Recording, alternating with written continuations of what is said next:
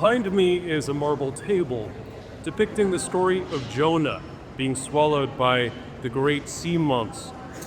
What's interesting about this marble table is it was found in Tarsus, the home of St. Paul the Apostle, who spread Christianity throughout the world.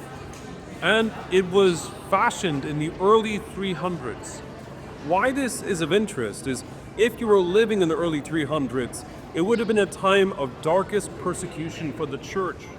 It was the reign of Emperor Diocletian, who tried to stamp out the early Christian movement to the best of his ability. More copies of Scripture were burnt in those days, and martyrs offered to the hubris and pride of the empire than could ever possibly be imagined. If you had lived in those days, you would have thought that you would have been swallowed like Jonah.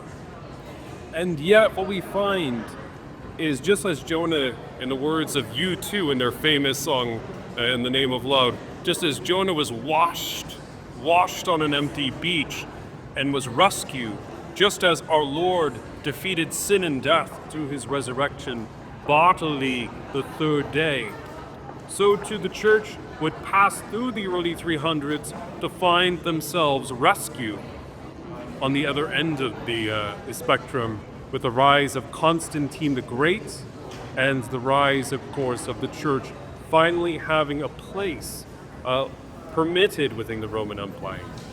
In doing so, may it be a reminder to us that in our darkest times of persecution, our Lord and our God, Jesus Christ, has never abandoned us.